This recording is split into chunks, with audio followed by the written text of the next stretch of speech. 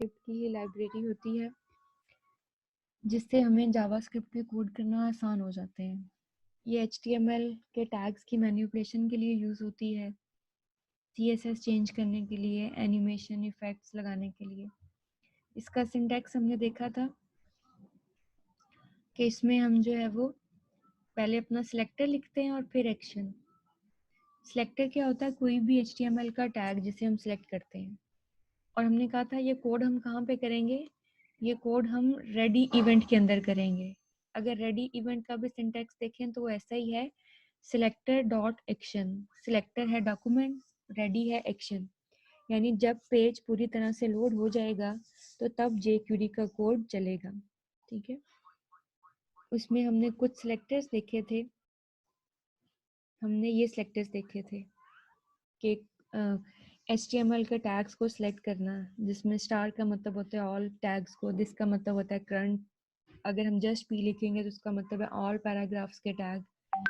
इसी तरह से हम आईडी के थ्रू, पासवर्ड, क्लास के थ्रू, और ये सारा लास्ट में हमने डिस्क्राइब किया था। आज हमने देखना है कि jQuery का कोड जो है ना वो हम अपने पेज के अंदर भी लिख सकते हैं और हम चाहें तो अलग फाइल में भी लिख सकते हैं। ठीक है, किसी अलग फाइल में उसको ऐसे ही हमने फिर लिंक कर देना है। जैसे जावास्क्रिप्ट की अलग फाइल बनाते हैं ना, ऐसे jQuery की अलग फाइल भी बना सकते हैं। उसको फिर स्क्रिप्ट सोर्स इक्वल टू उस फाइल का नाम .js, उसकी एक्सटेंशन और स्क्रिप्ट का टैग क्लोज कर देना। ये jQuery की एक्सटर्नल फाइल हो जाती है। एक्शंस में सबसे पहले हम देख रहे हैं इवेंट्स, कि इवेंट्स जितने भी है ना वो सारे हमारे एक्शंस बनते हैं। ये हमारे सारे इवेंट्स थे। अगर आपको याद हो जावास्क्रिप्ट की जो थे उसमें भी यही इवेंट्स थे, यानी सेम इवेंट्स हैं दोनों के, क्योंकि jQuery कोई अलग चीज नहीं है, ये जावास्क्रिप्ट की ही लाइब्रेरी है। ठीक है, click, double click, mouse enter, mouse leave, mouse hover, इस तरह से की प्रेस, कीबोर्ड के इवेंट हैं, ये फॉर्म के इवेंट हैं, और ये डॉक्यूमेंट के यानी विंडो के इवेंट हैं। कुछ इवेंट्स यहाँ पे लगा के दिखाए हुए हैं। जैसे सबसे पहले क्लिक इवेंट है, तो जावास हम यहाँ पे लिख रहे हैं $, जो कि jQuery को रिप्रेजेंट करता है, P जो कि सिलेक्टर है, ऑल पैराग्राफ्स, डॉट क्लिक। ये क्या हमने लगाया? वैसे तो इसे हम एक्शन बोलते हैं, लेकिन ये इवेंट भी है, यानी जब पैराग्राफ के ऊपर क्लिक होगा तो यहाँ अंदर हम कोई काम लिख सकते हैं उसका, कि कोई काम होना चाहिए। ठीक है, सबसे पहला जो आपका इवेंट है वो रेडी इवेंट है। रेडी भी एक इवेंट है। ठीक है, इसका मतलब है कि हम पेज लोड होना। ठीक है, ये फंक्शन तब एग्जीक्यूट होगा when function the document is fully loaded, जब डॉक्यूमेंट फुली लोड हो जाएगा। इसी तरह क्लिक, क्लिक मैंने आपको पीछे भी एक्सप्लेन किया कि जब ऑल पैराग्राफ्स सिलेक्टर है इसके और क्लिक, देखिए ऑल पैराग्राफ्स पे इकट्ठा तो क्लिक नहीं होगा ना, क्लिक तो किसी एक पे होगा। तो हमने क्या लिखा हुआ है? This dot hide. दिस का क्या मतलब है? ये ऊपर जब बताया था, दिस का क्या मतलब होता है? करंट HTML एलिमेंट जिसके ऊपर काम कर रहे हैं। फॉर एग्जाम्पल आपके ऊपर दो पैराग्राफ है ना, एक ये और एक ये। आप इस पैराग्राफ के ऊपर क्लिक करते हैं तो क्या हो जाएगा? वो पैराग्राफ हाइड हो जाएगा, क्योंकि जिसके ऊपर आपने क्लिक किया, दिस का मतलब होता है जिसके ऊपर आप काम कर रहे हैं, वो करंट। अगर हम ऐसा लिखते ना, यहाँ पे लिख देते P डॉट हाइड, तो क्या हो जाता? हम किसी भी पैराग्राफ पे क्लिक करते हैं तो सारे के सारे पैराग्राफ्स हाइड हो जाते। क्यों? क्योंकि हमारा सिलेक्टर क्या है? P। और अगर हम लिखते P डॉट इंट्रो, तो क्या होता? किसी भी पैराग्राफ के ऊपर क्लिक करते तो ऐसा पैराग्राफ जिसकी क्लास इंट्रो है, वो वाला जो है पैराग्राफ हाइड हो जाता। तो ये डिफरेंस क्या है? ये डिफरेंट हमारे पास सिलेक्टर्स हैं, सिलेक्टर्स। ठीक, तो हम यहाँ पे इवेंट्स को पढ़ रहे हैं कि क्लिक एक इवेंट है, एक एक्शन है। इसी तरह से क्लिक की जगह पे हम डबल क्लिक भी लगा सकते थे। उसका क्या मतलब होता है? माउस को 2 दफा क्लिक करना। ठीक है, पैराग्राफ्स के ऊपर डबल क्लिक करें और वो करंट पैराग्राफ क्या हो जाएगा? हाइड हो जाएगा। ठीक, इसी तरह mouse enter, mouse enter, mouse enter का क्या मतलब होता है? ये हॉवर की तरह ही है, माउस एंटर और हॉवर। माउस एंटर का मतलब ये जब आप उसके ऊपर माउस लेके जाएंगे, और हॉवर का मतलब भी यही होता है कि जब आप उसके ऊपर माउस लेके जाएंगे। ठीक है, $P, #P1, ये सिलेक्टर क्या है? कोई भी एलिमेंट है जिसकी ID P1 है, जब उसके ऊपर आप माउस लेके जाएंगे तो क्या होगा? आपको एक अलर्ट बॉक्स डिस्प्ले होगा। अलर्ट बॉक्स आपको पता है क्या होता है? इसी तरह से माउस लीव, माउस लीव का मतलब है कि जब आप किसी भी चीज के ऊपर से माउस वापस लेके जाएंगे, ठीक है, एक तो एंटर है वहां हॉवर करना और लीव वहां से वापस जाना। तो जब भी आप किसी एलिमेंट के ऊपर माउस लीव करेंगे तो तब कोई काम करना, ठीक है, ये कहलाता है इवेंट माउस लीव। इसी तरह से माउस डाउन, माउस डाउन का मतलब होता है ये तकरीबन क्लिक की तरह ही काम करता है, लेकिन क्लिक में तो एग्जैक्टली आप जब माउस का ये जो है ना वो क्लिक क्लिक परफॉर्म करते हैं, माउस डाउन में आप कोई भी बटन उसका क्लिक कर दें, चाहे आप लेफ्ट क्लिक करें, राइट क्लिक करें या दरमियान वाला बटन क्लिक कर दें माउस का कोई भी, तो ये वाला इवेंट परफॉर्म हो जाएगा। क्लिक में तो आप जो है ना वो माउस का जो प्रॉपर क्लिक है वही करना है, लेकिन माउस डाउन में कोई भी माउस का बटन जब आप दबाएंगे, ठीक है, या प्रेस करेंगे तो ये इवेंट परफॉर्म हो जाएगा माउस डाउन। ठीक है, माउस डाउन और क्लिक में डिफरेंस पता होना चाहिए। क्लिक जो है वो प्रॉपर क्लिक है, वो जो आप आपके माउस का जो है वो कीबोर्ड के लिहाज से या आपके जो भी माउस यूज कर रहे हैं उसके लिहाज से आप जो है वो लेफ्ट राइट कौन से आपका क्लिक इवेंट काम करता है। माउस डाउन जो है वो कोई भी बटन प्रेस हो जाए माउस का, चाहे लेफ्ट हो चाहे राइट हो, चाहे दरमियान में किसी बॉल्स वाला का माउस यूज कर रहे हैं वो वाला या लेजर वाला यूज कर रहे हैं वो, ठीक है। माउस अप होता है जब आप कोई भी बटन प्रेस करके रिलीज करते हैं, ठीक है, जब आपने प्रेस किया बटन तो माउस डाउन, जब आपने वो रिलीज किया बटन यानी छोड़ दिया बटन तो फिर कौन सा इवेंट काम करेगा, माउस अप, माउस अप, ठीक है। इसी तरह से हॉवर, हॉवर दोनों से मिलके बनता है, माउस एंटर और माउस लीव, माउस लेके आए और माउस वापस लेके जाएं, ठीक है, ये आपका हॉवर बनता है। इसी तरह से फोकस, फोकस प्योर किस चीज का इवेंट है, फॉर्म का, ये फॉर्म इवेंट है फोकस। अब फॉर्म के अंदर जो जो चीजें हैं ना, जैसे टेक्स्ट बॉक्सेस हैं, रेडियो बटन्स हैं, चेक बॉक्सेस हैं, ईमेल बॉक्सेस हैं, ये उनके ऊपर काम करता है, ठीक है। जब आप फॉर एग्जांपल आप कहते हैं कि जब आप किसी इनपुट फील्ड को फोकस करें यानी किसी इनपुट फील्ड के ऊपर क्लिक करें तो उसका बैकग्राउंड कलर चेंज हो जाए, ठीक है, तो ये आप लगाएंगे फोकस पे। और जब आप, और ब्लर क्या होता है इवेंट, जब आप अपना फोकस किसी चीज से हटाते हैं, फॉर एग्जाम्पल मेरे जैसे देखे ना, मैंने पहले इसको फोकस किया, ठीक है, ये फोकस हो गया, अब इसका देखे ना बॉर्डर कलर चेंज हो रहा है, जैसे ये फोकस है ना तो इसका बॉर्डर कलर चेंज है। ऐसे ही आप भी लगा सकते हैं कि फॉर्म के ऊपर अगर आपके पास 4 टेक्स्ट बॉक्सेस है ना, तो जिसको मैंने फोकस किया है ना उसका बैक उसका बॉर्डर चेंज हो जाए, बॉर्डर कलर। और जैसे ही मैंने इसको आउट ऑफ इधर फोकस किया है तो ये इसके ऊपर कौन सा इवेंट काम करेगा, इसके ऊपर काम करेगा ब्लर, ब्लर इवेंट, ठीक है। यानी जब आप फोकस हटाते हैं किसी चीज से तो कौन सा इवेंट काम करता है, ब्लर। तो ब्लर पे आप क्या करें, उसका जो बॉर्डर कलर है वो वापस ले आए, ठीक है, यानी जो ऑलरेडी उसको आपने देना ऑलरेडी उसका था वो वापस ले आए, तो अब ये वाला फोकस हो जाएगा और इसके ऊपर कौन सा काम करेगा, ब्लर इवेंट, ठीक है। तो ये आपके कुछ इवेंट्स हैं जो कि जावा क्यूरी जे क्यूरी में इनको हम एक्शंस ही बोलते हैं, यानी है ये एक्शंस ही, लेकिन एक्चुअल में ये क्या है, इवेंट्स, इवेंट्स। जैसे अगर कोड में भी आपको कुछ दिखा दूं, कुछ इवेंट्स में हुए होंगे, चलिए ये ऑन आ रहा है आगे, ऑन इवेंट, हाइड वाला कुछ काम हुआ है, ये क्लिक पे हाइड हुआ हुआ है, इसको अब देख लें अंदर कोड, एक दफा आप चेक भी कर लेना कोड कैसे लिखा जाता है जेक्यूरी का। ये आपके पास बॉडी के अंदर सिर्फ डिव लगा हुआ है जिसके अंदर लिखा हुआ हेलो आई एम हेयर, ठीक है। इसको जो है ना वो फिर हाइट और वेट यहाँ सी एस एस निकाल ही दें, जरूरत नहीं है, ये ले ये CSS निकाल, आगे स्क्रिप्ट का टैग लगा के। अब ये क्या है, ये जावास्क्रिप्ट की लाइब्रेरी है, जो मैंने आपको बताया था ना कि आप ऑनलाइन जावास्क्रिप्ट की लाइब्रेरी जेक्यूरी की लाइब्रेरी यूज कर सकते हैं जावा, वो आपके पास ये मैंने CDN लगाया हुआ है। ये CDN कहाँ से डाउनलोड करना है, ये कहाँ से लेना है, वो आपको मैंने प्रीवियस लेक्चर में बताया हुआ है। अब आपने यहाँ पे स्क्रिप्ट का टैग लगा के जो कोड लिखा है वो देखें, सबसे पहले आपने लिखा है $, डॉक्यूमेंट डॉट रेडी, यानी जब पेज लोड हो जाएगा तो ये काम करेगा। फिर आपने क्या किया है, $div, ये इस div को select किया है, डॉट क्लिक इवेंट लगाया है कि जब इस div के ऊपर क्लिक हो तो क्या हो, दिस डॉट हाइड, यानी वो div क्या हो जाए, हाइड हो जाए। अब अगर मैं यहाँ पे 2 div लगा लेती हूँ,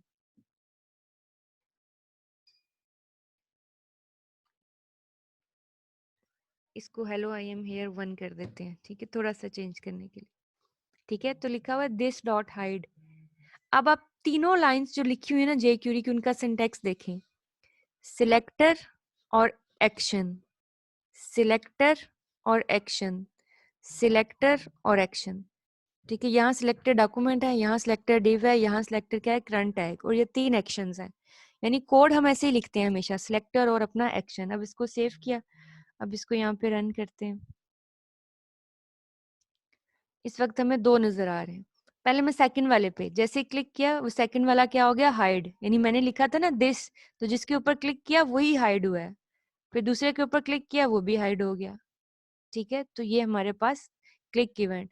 ऐसे यहाँ पे हम इवेंट चेंज कर सकते थे अपना। हम यहाँ पे माउस एंटर, माउस लीव, जो हमने इवेंट्स पढ़े हैं, double click, mouse down, event जो मर्जी लगा लेते। ठीक, ये डिफरेंट इवेंट्स हैं। उसके बाद आपका ऑन मेथड है एक। ऑन मेथड क्या करता है, ऑन मेथड है हमारे पास, ये हमारे पास जब हमने ज्यादा सारे इवेंट्स को कंबाइन करना हो ना, तो हम हम ऑन मेथड लगाते हैं। यानी हम चाहते हैं कि ज्यादा सारे इवेंट्स हम कंबाइन कर लें, माउस एंटर भी, माउस लीव भी और क्लिक भी, तो वो सारा काम हम फिर ऑन मेथड के अंदर करते हैं। जैसे ये देखें, ये यहाँ पे हमने लिखा हुआ $P, ऑल पैराग्राफ सेलेक्ट हुए, ऑन पैराग्राफ के ऊपर ये 3 इवेंट्स काम करेंगे। माउस एंटर के ऊपर उसका कलर ये हो जाए, माउस लीव के ऊपर कलर ये हो जाए, और क्लिक के ऊपर कलर। अब ये 3 चीजें मतलब काम कर रही हैं। पैराग्राफ सिलेक्टर एक है, एक सिलेक्टर है, और 3 इवेंट्स काम कर रहे हैं उसके ऊपर, 3 एक्शंस काम कर रहे हैं। ठीक है, तो वो चीज हम ऑन मेथड के लगाते हैं। अदरवाइज तो हम यहाँ एक ही लिख सकते थे ना, माउस एंटर, तो हमने यहाँ पे ऑन लिख लिया, और ऑन के अंदर हमने जो है वो 3 डिफाइन कर लिए, माउस एंटर भी। अब ये जो कोड है ना, ये क्या लिखा हुआ है, ये दिस का मतलब है करंट पैराग्राफ या करंट जो चीज, डॉट CSS, उसकी CSS यानी चेंज करनी है, CSS एक्शन है, CSS में क्या चेंज करना है, उसका बैकग्राउंड कलर। ठीक है, तो यही सेम एज इट इज, यही कोड जो है ना ये ऑन मेथड पे। पहले ये देख लेते हैं कि ये कोड लिखा क्या हुआ है। ये 2 पैराग्राफ्स लगाए हुए हैं। अब ऑन मेथड लगाया हुआ है डॉक्यूमेंट डॉट रेडी के अंदर, ऑन। माउस एंटर जब हम करेंगे तो कलर लाइट ग्रे होगा, माउस लीव करेंगे तो कलर लाइट ब्लू होगा, और क्लिक करेंगे तो कलर येलो होगा। ठीक है, और माउस एंटर करेंगे तो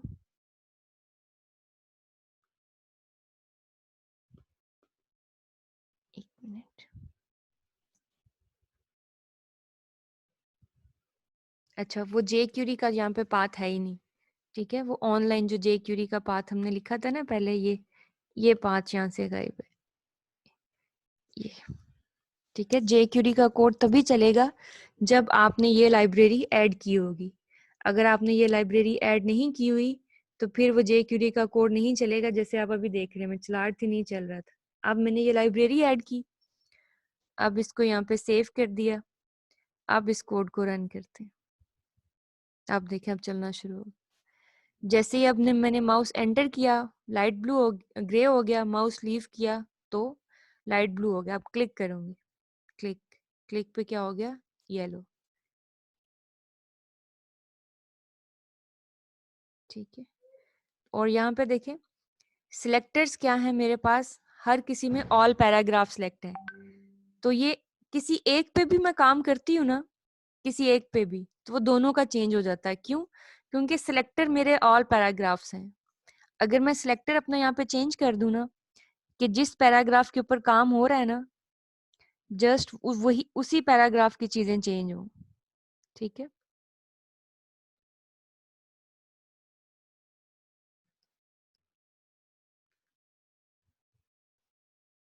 ये अब जिस पैराग्राफ के ऊपर आपने क्लिक किया है जस्ट उसी का कलर येलो होगा। पहले तो सबका हो रहा था ना क्योंकि सिलेक्टेड सारे थे। अब देखिए मैं इसके ऊपर माउस लेके तो बस इसी का कलर चेंज हुआ है। माउस वापस लेके गए इसी का कलर चेंज हुआ है। क्लिक किया तो इसी का, इसके ऊपर गए तो फिर इसका चेंज हो रहा है। क्लिक करेंगे तो ठीक है। तो ये आपके पास डिपेंड करता है कि आपने सिलेक्टर्स कौन से रखे हुए हैं अपने। जो आपको काम कहा जाएगा कि ये होना चाहिए, आपसे कहा जाता है कि ऑल थिंग्स चेंज होनी चाहिए, तो फिर आप अपना सिलेक्टर वैसे ही पिक करेंगे। अगर आपसे कहा जाता है कि नहीं बस करंट चीजें हों, तो फिर आप अपना सिलेक्टर उसी हिसाब से क्या कर लेंगे, चेंज कर लेंगे। ठीक है। उसके बाद और क्या क्या आपके पास एक्शंस हो सकते हैं। अब हम एक्शंस ही पढ़ने हैं हमने सारे। ठीक है। सिंटैक्स इसका यही है, सिलेक्टर और सिलेक्टर्स के ऊपर क्या क्या काम हो सकता है। अभी तो हमने सिलेक्टर्स के ऊपर जस्ट इवेंट्स देखे हैं। अब इवेंट्स के अलावा और क्या क्या काम हो सकता है सिलेक्टर्स के ऊपर, जैसे हाइड होता है, शो होता है, और क्या क्या हो सकता है इवेंट्स। ठीक है। अब इन इवेंट्स की डिटेल हमने नहीं लिखनी। ठीक है। ये कहाँ लिखी हुई है, ये इस लाइब्रेरी के अंदर लिखी हुई होगी। ये इवेंट्स बस हमने याद करने हैं कि कौन से इवेंट का क्या काम है, और हमने बस लगाने हैं। ठीक। जैसे सबसे पहला इवेंट है हाइड। हाइड आपको पता है क्या करता है, चीजों का डिस्प्ले खत्म कर देता है। ठीक है। हाइड तो, और शो क्या करता है, वो वापस ले आता है डिस्प्ले, चीजों का डिस्प्ले वापस लेके आएगा। अच्छा, हाइड अगर मैं सिंपल लगाऊंगी ना यहाँ, तो ये चीज डायरेक्ट हाइड हो जाएगी। मैंने क्या लिखा हुआ है, बटन के ऊपर क्लिक करें तो ऑल पैराग्राफ हाइड हो जाए। ठीक है। अब यहाँ पे तो हाइड हो जाएंगे। अगर मैं यहाँ पे कुछ टाइम लिखती हूँ ना, तो इससे क्या होगा कि इतने मिली सेकेंड के अंदर मुझे वो चीज हाइड होती हुई नजर आएगी, मतलब मुझे उसका इफेक्ट भी नजर आएगा कि ये वाकई हाइड हो रही है। यहाँ पे आप मिली सेकेंड्स के अलावा लिख सकते हैं स्लो और फास्ट भी। स्लो लिखेंगे तो एक स्लो स्पीड से नजर आएगी, फास्ट लिखेंगे तो तेजी से वो चीज हाइड होती नजर आएगी। और अपनी मर्जी से भी कोई टाइम दे सकते हैं मिली सेकेंड्स के अंदर। ठीक है। अपनी मर्जी से भी टाइम दे दें मिली सेकेंड्स के अंदर। ठीक। इसी तरह से आप शो लिखेंगे तो वो चीज आपको वापस आती हुई नजर आएगी, और वो भी उतने ही सेकेंड्स के अंदर जितना आपने टाइम यहाँ पे लिखा होगा। ठीक है। जैसे ये हाइड, ये आपको मैंने दिखा दिया हाइड। ठीक है। अब इसमें जो हाइड लिखा हुआ था वो ऐसे ही लिखा हुआ था, मतलब उसके अंदर कोई वैल्यू नहीं थी। हम इसके अंदर लिख लेते हैं ये।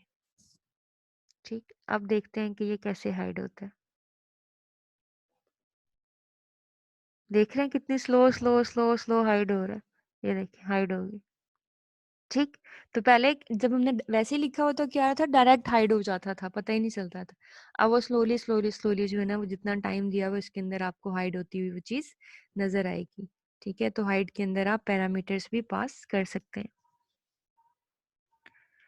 उसके अलावा और क्या क्या है हमारे पास, हाइड हो गया, शो हो गया, शो वापस लेके आना किसी का भी डिस्प्ले। इसी तरह और हमारे पास है फेड इन। ठीक है। फेड इन भी यही होता है, ये भी हाइड की तरह ही काम करता है। Fade out, fade toggle and fade to, ये पहले मैं आपको दिखाती हूँ, तब फिर आपको ये समझाऊंगी कि होते क्या। फेड इन, हमारे पास कुछ बॉक्सेस हैं। ठीक है। जो फेड होते हैं ना, जो फेड इन से क्या होते हैं, अगर वो हाइड हैं तो वो वापस आ जाते हैं, मतलब अगर वो आउट हैं तो वापस आ जाते हैं फेड इन से। फेड आउट से क्या होता है कि वो बॉक्सेस स्क्रीन से गायब हो जाते हैं, मतलब काम ये उसी की तरह काम करता है हाइड की तरह, लेकिन हाइड में जो था वो एलिमेंट की जगह पे दूसरा एलिमेंट आ जाता है, लेकिन फेड में ऐसा नहीं होता। फेड में वो एलिमेंट अपनी जगह पे रहता है, सिर्फ अपना विजिबिलिटी खत्म कर देता है, विजिबिलिटी। ठीक है।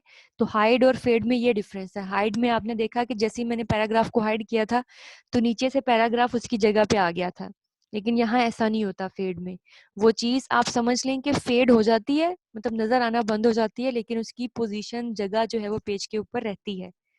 फेड टुगल में क्या होता है, फेड टुगल बड़े मजे का फीचर है।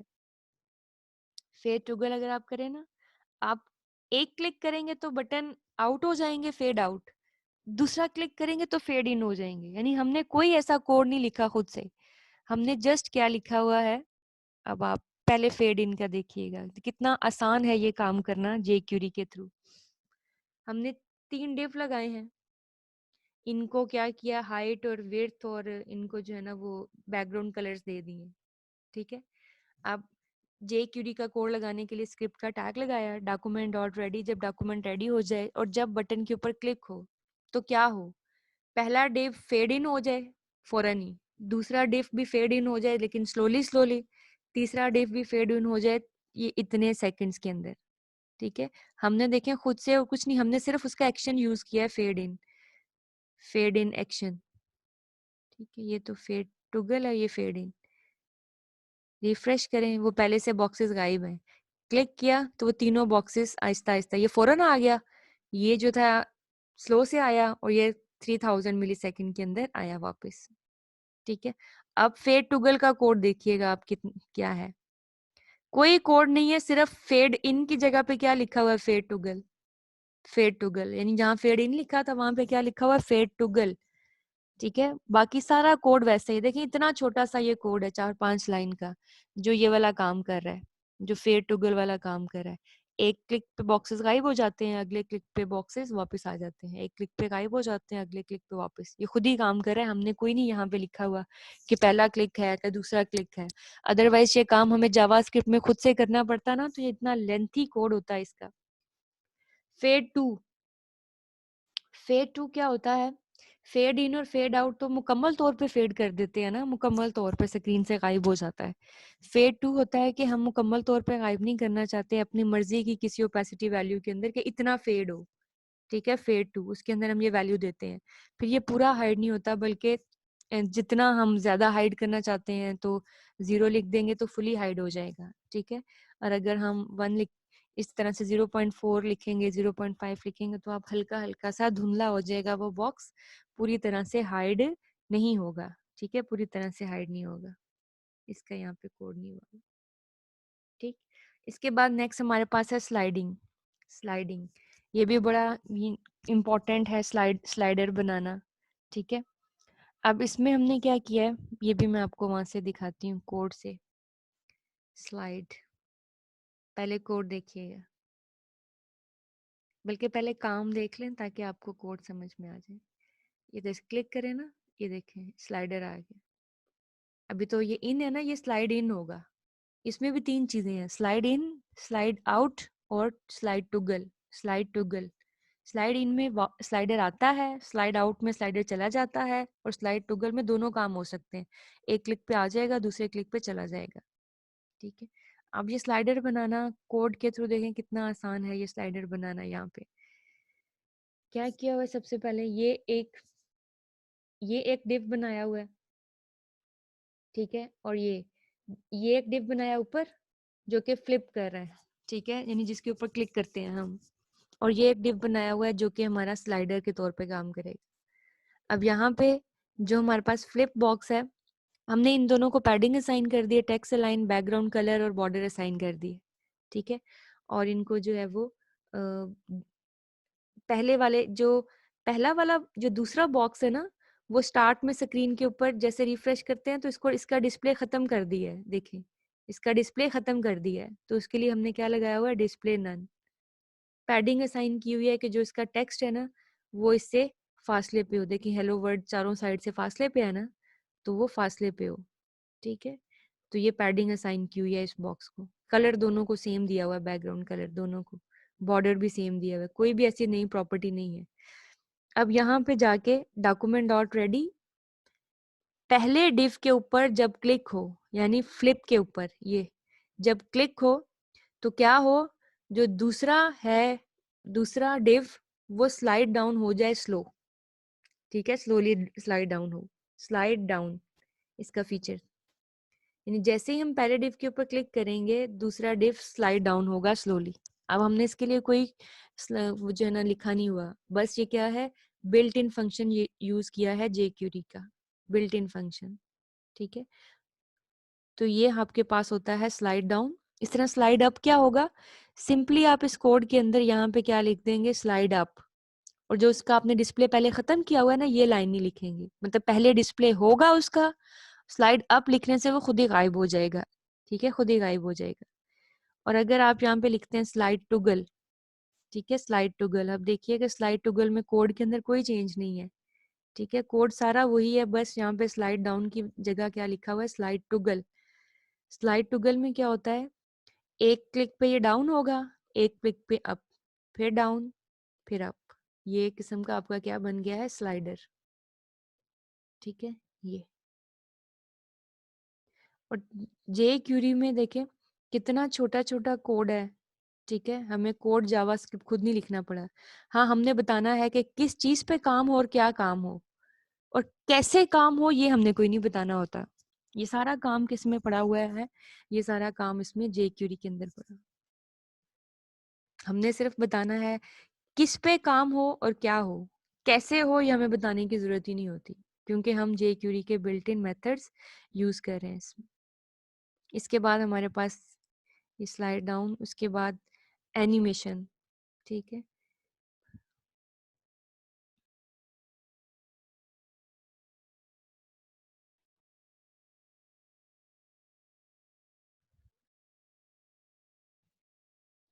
इसके बाद है एनिमेट। ठीक है, ये एनिमेशंस बनाने के लिए यूज होता है। ठीक, यानी किसी भी चीज को आपने मूव कराना है, मूव कराने के लिए जरूरी है कि उस एलिमेंट की जो पोजीशन है ना, वो आपने स्टैटिक ना रखी हो। उसकी पोजीशन को या तो रिलेटिव या फिर एब्सोल्यूट या फिक्स रखा हो, तभी वो मूव करेगी। अगर उसकी पोजीशन स्टैटिक है तो वो मूव नहीं करेगी। ठीक है, तो ये चीज जो है ना, और हर HTML एलिमेंट की डिफॉल्ट पोजीशन स्टैटिक ही होती है, यानी आपने फोर्सफुली उसकी पोजीशन को क्या रखना है, रिलेटिव या एब्सोल्यूट, ताकि वो जे क्यूरी के थ्रू मूव हो जाए। ठीक है, जे क्यूरी के थ्रू वो मूव हो जाए। ठीक, तो एनिमेट के लिए हम क्या करते हैं, फॉर एग्जांपल यहाँ पे देखें, हमने बटन के ऊपर क्लिक करें और डिव है जो कि एनिमेट हो जाए लेफ्ट से 250 पिक्सल। ये पोजीशन में हमने पढ़ा था ना, जब हम डिस्प्ले, जब हम रिलेटिव रखते हैं पोजीशन और फिर हम उसे बताते हैं कि लेफ्ट से इतना मूव कर जाओ, राइट से इतना मूव कर जाओ, टॉप से इतना, बॉटम से इतना, वो अगर आपको याद हो, तो ये वही चीज है कि हमने इसको लेफ्ट से एनिमेट करवा दिया आगे। ठीक, इसको भी मैं आपको चेक करवा देती हूँ, एनिमेट। ये अब इसमें इसमें मुख्तलिफ चीजें चेंज हुई हुई हैं। ये एक डिव बॉक्स है। ठीक है, ये डिव बॉक्स है, इसको उठाया है, बटन के ऊपर जब क्लिक हो, ये बटन लगा हुआ है स्टार्ट एनिमेशन का, बटन के ऊपर जब क्लिक हो तो डिव के ऊपर एनिमेट, क्या क्या चीजें चेंज की हुई हैं उसकी, उसका लेफ्ट इतना मूव कर जाए, ओपेसिटी इतनी हो जाए, हाइट इतनी हो जाए और विड्थ इतनी, मतलब जो जो चीजें आप चेंज कराना चाहते हैं वो चेंज हो जाएंगी। ठीक है, यानी एनिमेट हो जाएंगी। अगर आप इसे मूव करें, क्लिक करें, लेफ्ट से मूव किया, ठीक है, साथ ही हाइट और विड्थ चेंज हुई और ओपेसिटी भी। और हमने यही यहाँ पे कहा था, ये दोनों कोड्स नहीं है।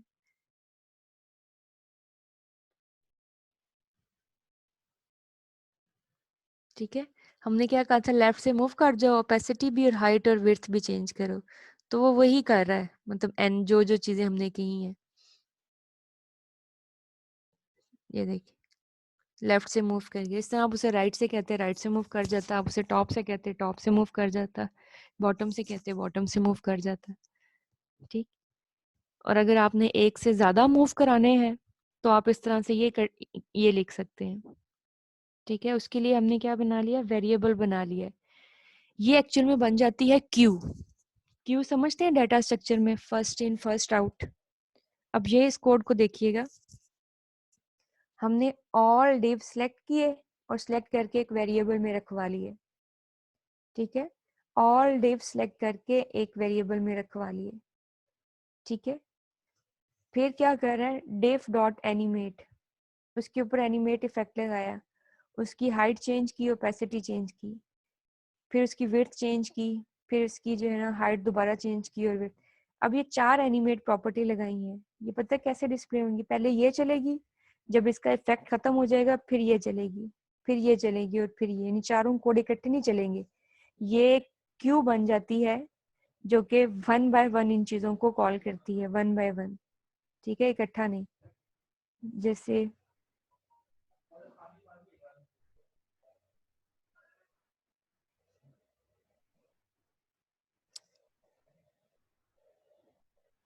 चाहिए एनिमेट टॉगल कलर,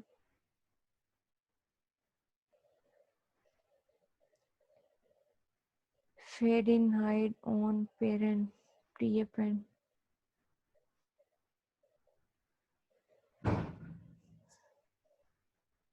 आप इसको यहाँ पे टॉगल प्रॉपर्टी भी दे सकते हैं। टॉगल का मतलब ये होता है, टॉगल का मतलब पहले भी मैंने आपको बताया ना, जब भी आप लगाते हैं खुद से भी टॉगल बना सकते हैं, जैसे ये बनाई कि एक स्टेप पे वो चीज हाइट ले और दूसरे स्टेप पे वो लीव कर दे। एक स्टेप पे उसने हाइट ली है और दूसरे स्टेप पे उसने क्या कर दी है, लीव कर दी है। ठीक है, ये अप्लाई करके देखिएगा वन बाय वन ये चीजें। ठीक है, जे क्यूरी का कोड करके जरूर देखिएगा एक दफा, आसान है बहुत। ठीक है, और इन्हें कर, ये बस मैं लास्ट कर रही हूँ, ये कॉल बैक फंक्शन। इसके बाद ये रिवर्सल है, ये फिर नेक्स्ट में कराऊंगी, या इसको मैं लीव कर दूं, या नेक्स्ट में हो जाएगी ये। फिर हमारे पास जस्ट पीएचपी रह जाएगी, बल्कि ये कल की क्लास है ना, ये कल की क्लास में कर लेंगे जे क्यूरी और पीएचपी बेसिक्स कर लेंगे, बेसिक्स। नेक्स्ट नेक्स्ट वीक में फिर हमने पीएचपी विद डेटाबेसेस कर लेनी है, और नेक्स्ट वीक में मुझे लगता है कि हमारा कोर्स खत्म हो जाएगा, उससे नेक्स्ट में फिर पेपर हो जाएगा फाइनल। मिड अभी चेक नहीं कराया आप लोगों ने पूरे, और फाइनल आ गया। कॉल बैक फंक्शन क्या होता है हमारे पास, जैसे ये ना, बटन के ऊपर क्लिक करें, क्लिक, और पैराग्राफ्स हाइड हो जाएं, लेकिन हाइड होने के बाद भी आप कोई और काम कराना चाहते हैं, तो फिर आप यहाँ पे स्लो पे यहाँ खत्म नहीं कर देते, वैसे तो हम यहाँ पे लिख के ना स्लो और ये खत्म कर देते हैं, लेकिन ऐसे नहीं अब हम कर रहे। अब हम कॉमा लगा के ना एक अगला फंक्शन लिख लेते हैं, कॉमा लगा के अगला फंक्शन लिख लेते हैं।